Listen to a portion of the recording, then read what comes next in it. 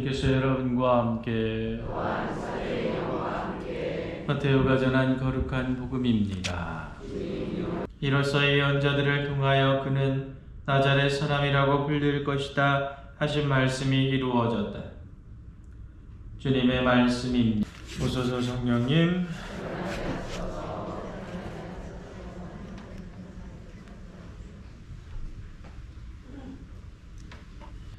신앙을 살아간다라고 흔히 이야기하고 있는 부분들에서 여러분들 신앙을 살면 가장 좋은 게 어떤 게 좋습니까? 여러분들이 지금 신앙을 살아가고 있는 아주 훌륭한 그리스도인들이시잖아요. 그렇죠? 신앙을 하면 뭐가 좋아요? 이런 질문을 던져보지 않으셨습니까? 안 좋아? 좋아요? 뭐가 좋아? 아니 좋다며요. 뭐가 좋은데요? 든든한 백이 있어서. 네. 또? 네? 옆에 계시다는 거. 또? 기도할 수 있었는데 또? 네. 여러분들 앞에 나온 두 개 정답이에요. 정답. 그죠? 내가 신앙을 갖고 있는다라는 건 무엇입니까? 내가 돈도 좀 있고 내가 예전에 왕년에 좀 긴다 했어. 그런데 나중에 나이 먹고 보니까 아이고 그거 뭐 다 일장춘몽 시간 지나면 끝이요. 그죠? 그럼에도 불구하고 사라지지 않는 하나가 있는데 그게 뭡니까? 그렇죠. 그게 예수님이잖아요. 그렇죠?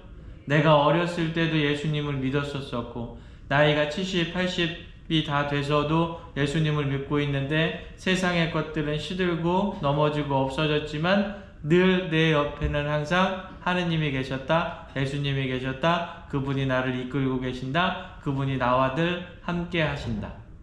그래서 나는 어떻게?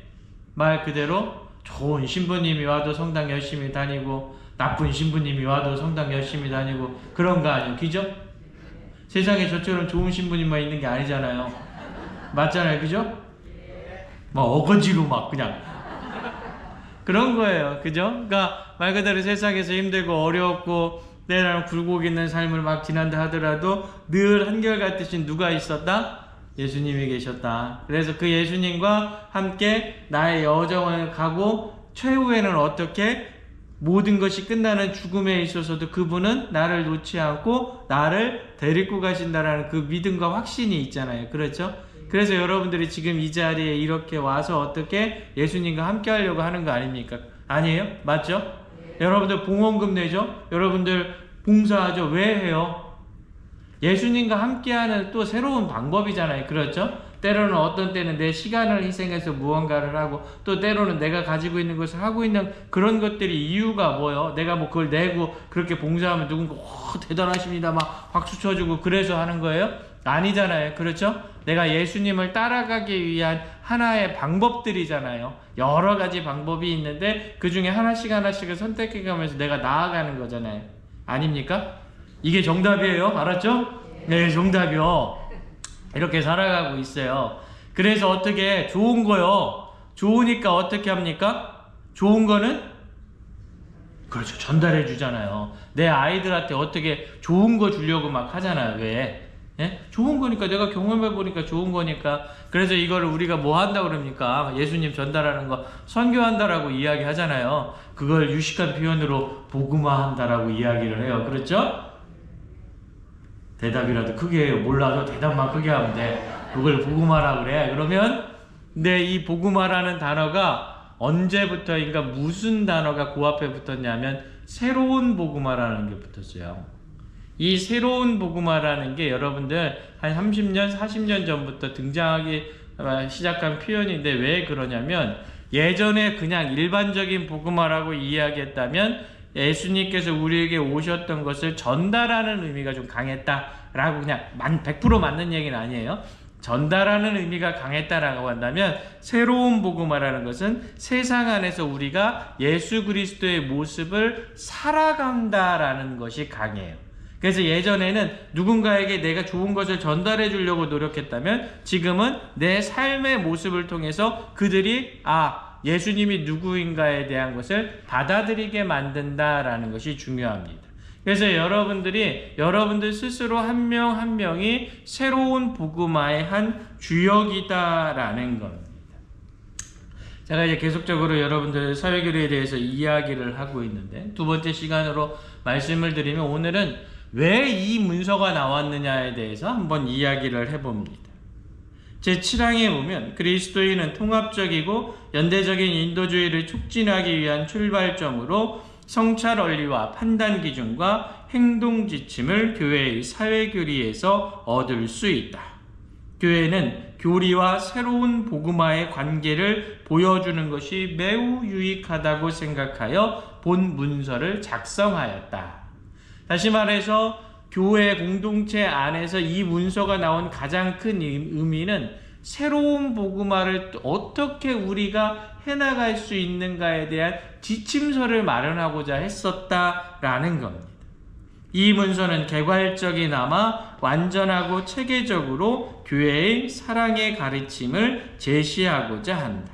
이것은 교도권의 신중한 성찰의 열매이기도 한다.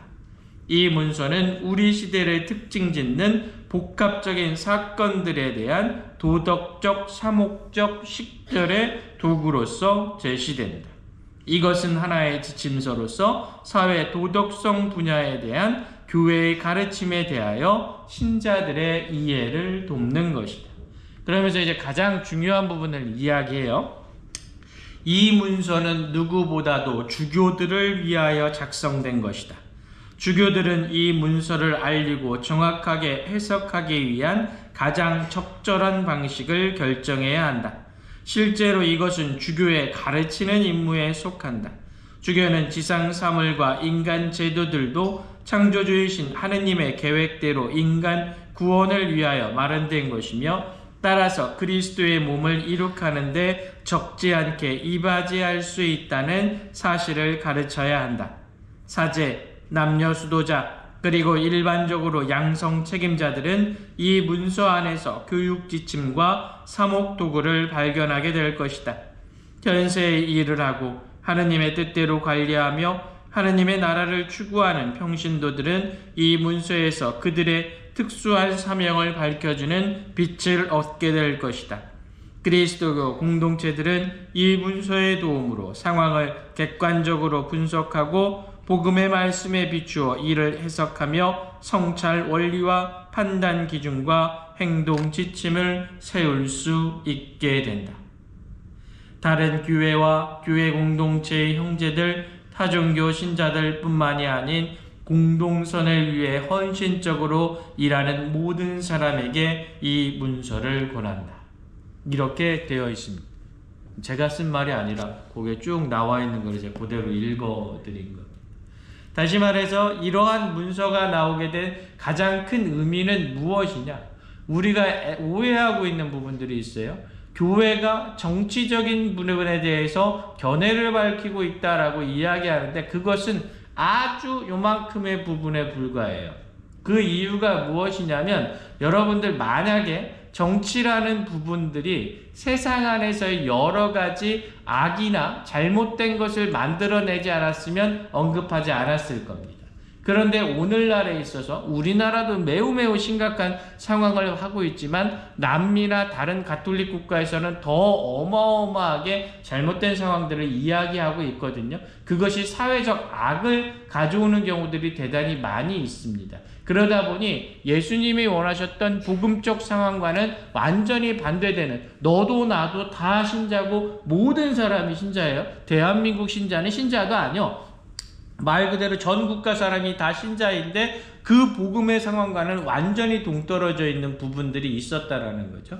이 모든 전 세계의 상황 속에서 단순히 정치적 상황뿐만이 아니라 인간이 이야기하고 있는 범죄라거나 윤리적 타락이나 폭력이나 불의함의 부분들, 이것들을 우리가 흔히 교회적 용어로 비복음적 상황이다 라고 이야기하는데, 이 비복음적 상황을 어떻게 복음의 상황으로 바꿀 것이냐, 복음적인 공동체로 바꿀 것이냐를 이야기하고자 했던 거죠.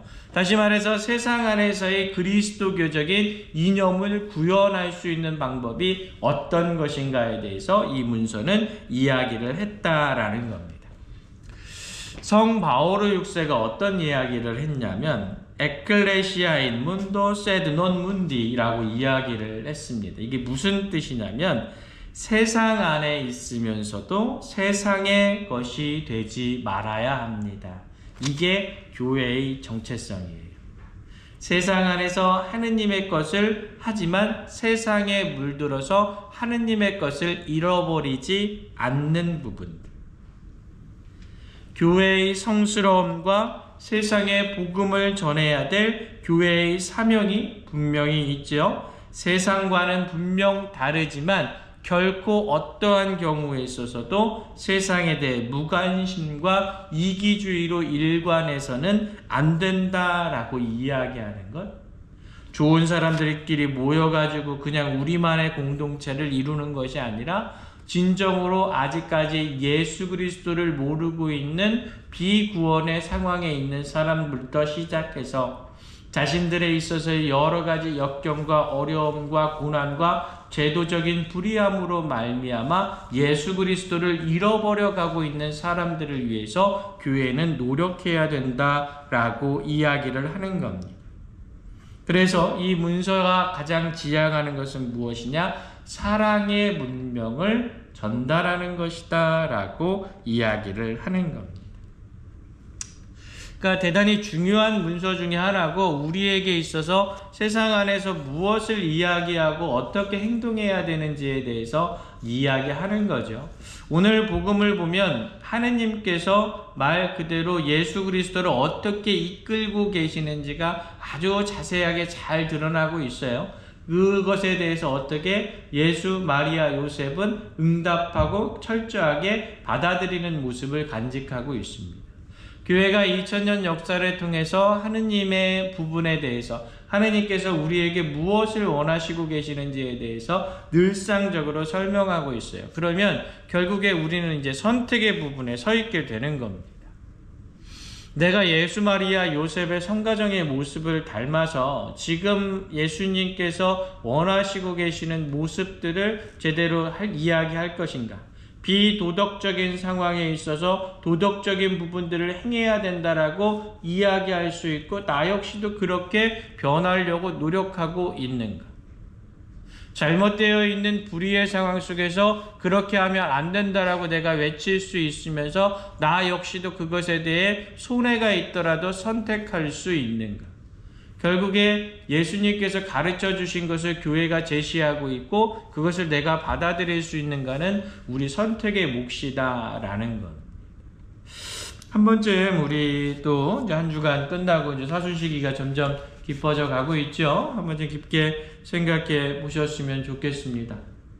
예수님의 말씀을 따른다라는 것, 더 정확하게 이야기해서 교회의 가르침을 통해서 우리에게 오는 그리스도의 가르침은 오늘 복음처럼 생명을 줍니다.